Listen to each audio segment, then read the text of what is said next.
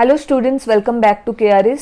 सो students, हम class 11 का subject account का जो चैप्टर 1 में accounting concepts principles of accounts देख रहे हैं वो हम कंटिन्यू करेंगे।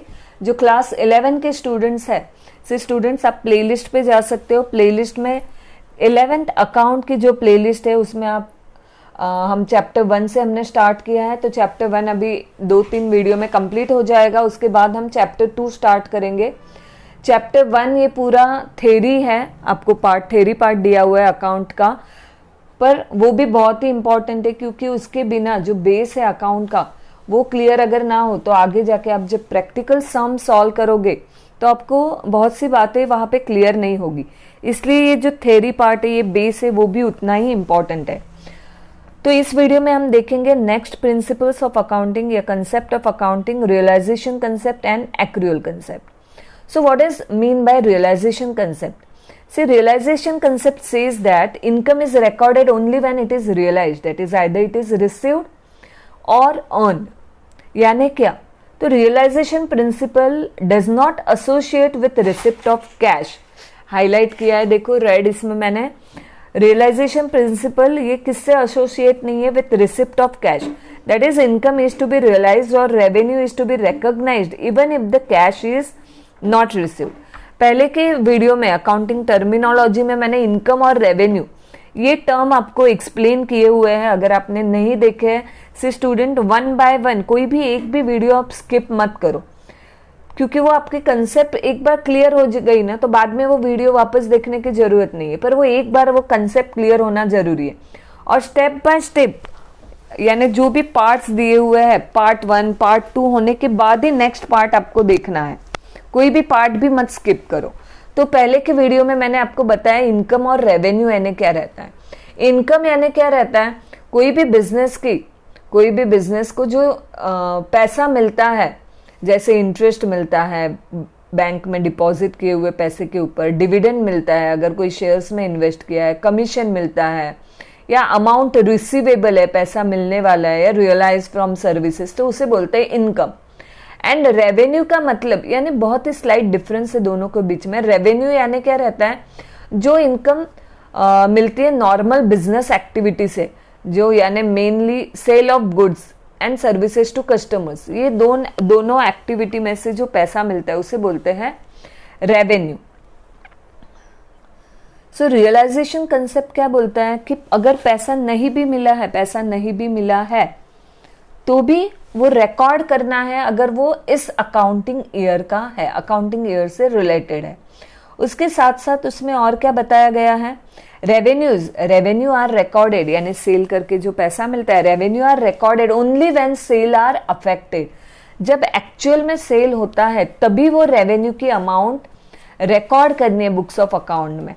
Sales revenue are considered as recognised when sales are affected during the accounting period irrespective of the fact whether cash is received or not। पैसा actual में मिला है या नहीं मिला है वो टाइम पे ये जरूरी नहीं है, क्योंकि आजकल तो most of the accounting transaction क्या हो जाती है, क्रेडिट ट्रांजेक्शन रहती है। तो इसमें क्या बताया, रेवेन्यू कब रिकॉर्ड करना है, जब एक्चुअल में सेल्स हुआ है। यानी ऐसा नहीं है कि आपको ऑर्डर मिल गया है, ऑर्डर मिला है, एडवांस में पैसा भी मिला है, पर एक्चुअल में सेल नहीं हुआ है। ओके, या ऐसे भी हो सकता है सेल हो गया, गुड्स ट्रांसफर हो गए हैं पर पैसा मिला नहीं है, क्रेडिट सेल है, तो क्रेडिट सेल हुआ तो भी वो अमाउंट रिकॉर्ड करनी है उसी साल के अकाउंट में। ओके, तो यहाँ पे हम एक एग्जांपल देखते हैं, उससे आपको क्लियर हो जाएगा realisation concept. A company gets an order for sale of goods ₹1 lakh in May 2017। मई 2017 में कंपनी को गुड्स की ऑर्डर मिली है, कितने, 1 लाख रुपीस के लिए। पर उसमें से कितने गुड्स सेल किए और एक्चुअल में डिलीवर्ड किए गए, यानी जो भी कस्टमर जिसने ऑर्डर दिया है उसको गुड्स डिलीवर भी हुए, कब हुए हैं, दिया है goods of only ₹60,000 are sold and delivered in June 2017। जून 2017 में उतने गुड्स क्या हो गए, डिलीवर्ड हुए हैं। कैश इज रिसीव्ड फॉर 60,000 इन सितंबर 2017। जून में गुड्स सेल किए, गुड्स डिलीवर भी हो गए, पर उसका पैसा कब मिला है, सितंबर में मिला है। तो अभी यहाँ पे 3 डेट दी है, एक तो ऑर्डर मिला मई में, गुड्स डिलीवर हुए जून में और पैसा मिला सितंबर में। तो as per this principle of realisation sales कब रिकॉर्ड करना चाहिए? तो sale is to be recorded in the month June 2017। Okay, क्यों मई में क्यों नहीं करना है? Because mere getting an order is not considered as revenue until the goods have been delivered. सिर्फ ऑर्डर मिला तो वो इसका मतलब ये तो नहीं है रेवेन्यू यानी जनरेट हो गया है, पर एक्चुअल में जब गुड्स डिलीवर होगा तभी वो क्या कंसिडर करना है? रेवेन्यू कंसिडर करना है। और कितने अमाउंट के लिए? सिर्फ 60,000 के लिए, 1 लाख के लिए नहीं, क्योंकि जितने अमाउंट के लिए एक्चुअल में गुड्स डिलीवर हुआ है उतना ही अमाउंट के लिए आप बुक्स ऑफ अकाउंट में एंट्री कर सकते हो। सी और एक एग्जांपल हम देख सकते हैं, अगर सपोज कुछ एडवांस मिला है, advance is received but goods are not transferred, पर गुड्स दिया नहीं है, गुड्स ट्रांसफर्ड नहीं हुआ है। सो ऐसे केस में revenue can not be recognised, it is to be recognised only when goods are delivered. तो गुड्स डिलीवर्ड एक्चुअल में होना वो भी इंपॉर्टेंट है। अभी इस कंसेप्ट का इंपॉर्टेंस क्या है ये आपको टेक्स्ट बुक में नहीं दिया है, बट जस्ट एक जनरल आइडिया आपको देती हूँ कि रियलाइजेशन कंसेप्ट का इंपॉर्टेंस क्या है। तो इससे क्या होता है? It ensures true and fair view of account as profit is to be recognised only when seller transfer goods, that is only when seller transfer risk and rewards. तो जो भी अकाउंटिंग पोजीशन है वो सच्ची पोजीशन मिलती है, true and fair view मिलता है।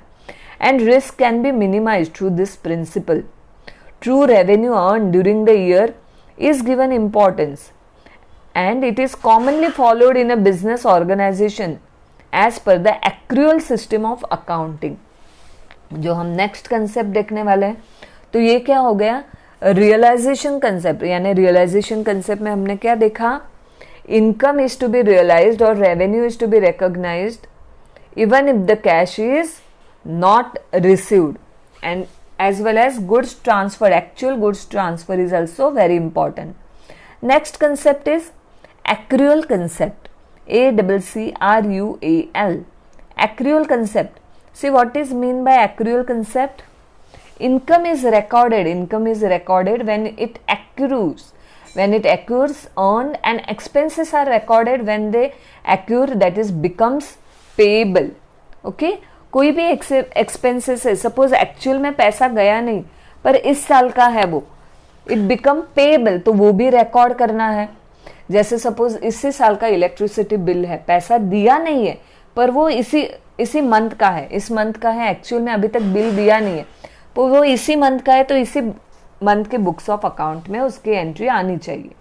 उसी तरह से कोई इनकम है, वो इसी मंथ का है, अभी तक पैसा हाथ में नहीं आया है, तो वो भी इसी मंथ के बुक्स ऑफ अकाउंट में लिखना है, उसी अकाउंटिंग ईयर में आना चाहिए। यानी इनकम रिसीवेबल हो या एक्सपेंसेस पेएबल है।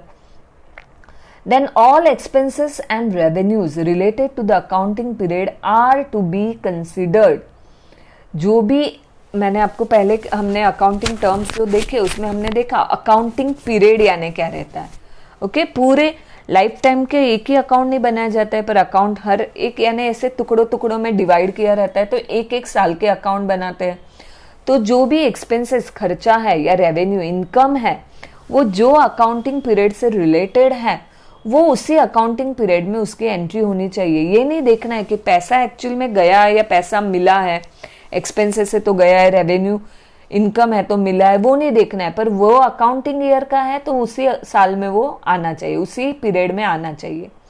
All expenses and revenues related to the accounting period are to be considered irrespective of the fact that the revenues are received in cash or not or expenses are paid in cash or not। तो वो साल का है क्या वो देखना है, actual में पैसा गया या नहीं गया, आया या नहीं आया, वो नहीं देखना है। इस कंसेप्ट को और कौन सपोर्ट करता है? This concept is considered to be standard accounting practice. ये हम आगे इस जो आपका चैप्टर 1 है 11 का, तो लास्ट जो टॉपिक दिया हुआ है अकाउंटिंग स्टैंडर्ड, उसमें हम ये जो स्टैंडर्ड देखने वाले हैं उसका यहाँ पे दिया हुआ है that this concept is considered to be standard accounting, यानी एक मेन स्टैंडर्ड, सबके लिए सेम प्रैक्टिस। ऐसा नहीं है कि एक जन ये फॉलो करेगा दूसरा ये नहीं फॉलो करेगा। So this concept is considered to be standard accounting practice for large companies and it is supported by both. दोनों सपोर्ट करते, कौन दोनों? तो बाय IFRS यानी international financial reporting standards and GAAP यानी जनरली एक्सेप्टेड अकाउंटिंग प्रिंसिपल, दोनों इस चीज को सपोर्ट करते हैं. कुछ एग्जाम्पल देखते हैं यानी ये कंसेप्ट क्लियर हो जाएगी. एक्रूअल कंसेप्ट के हिसाब से क्या दिया है? Accountant, for example accountant treat the credit transaction as a sales. Sales generate include both cash and credit sales. आगे जाके हम आपको 11th में चैप्टर 9 दिया हुआ है पार्टनरशिप फाइनल अकाउंट, तो उसमें हम देखेंगे पूरे साल का अकाउंट, फाइनेंशियल यानी ट्रेडिंग अकाउंट, बैलेंस शीट कैसे बनाते हैं. तो उसमें जो सेल्स रहता है तो सेल्स में दोनों सेल्स लिखा जाता है, क्रेडिट सेल्स भी और कैश सेल्स भी. तो यानी वो आप आगे जाके आप पढ़ने वाले हो, आप बुक्स ऑफ अकाउंट वैसे सम आप सॉल्व करने वाले हो, तो वहां पे उसका बेस देखो आपको यहाँ पे क्लियर हो रहा है. क्योंकि सेल क्रेडिट क्यों लिखना है? तो एक्रूअल कंसेप्ट के हिसाब से अगर इस अकाउंटिंग ईयर का है सेल, वो भले क्रेडिट सेल हो, क्योंकि आजकल तो ऐसा इतना कंपटीशन है, इतनी कंपटीशन है, तो अगर कोई एक क्रेडिट नहीं देता है तो कस्टमर कहाँ पे डाइवर्ट हो जाएगा? जो क्रेडिट जो उधार पे देता है माल उसके पास डाइवर्ट हो जाएगा. तो क्रेडिट पे तो आम बात हो गई अभी, क्रेडिट परचेस, क्रेडिट सेल. तो इसलिए जो अकाउंटिंग पीरियड का क्रेडिट सेल रहेगा उसी अकाउंटिंग पीरियड में वो लिखना है. तो वो किस हिसाब से है? एक्रूअल कंसेप्ट के हिसाब से.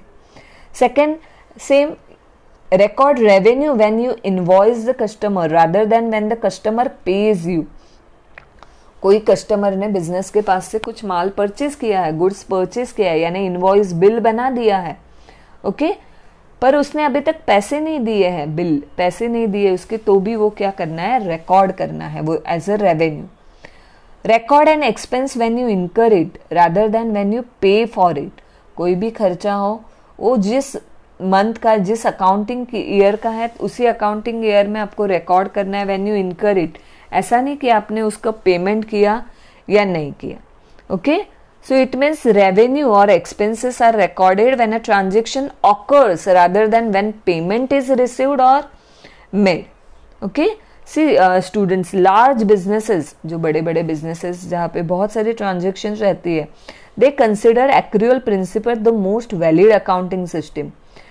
वो लोग इसे वैलिड अकाउंटिंग सिस्टम फॉलो करते हैं और इसे यूज करते हैं. वेरेज जो स्मॉल छोटे मोटे है businesses, there are mostly cash accounting method as they do not have significant volume of transaction. उनके ट्रांजेक्शन्स बहुत कम रहते हैं, इसलिए वो maybe cash accounting follow कर सकते हैं, ओके. यानी जब एक्चुअल में कैश आता है या जाता है तब रिकॉर्ड करते हैं, ओके. तो ये हो गया एक्रूअल कंसेप्ट.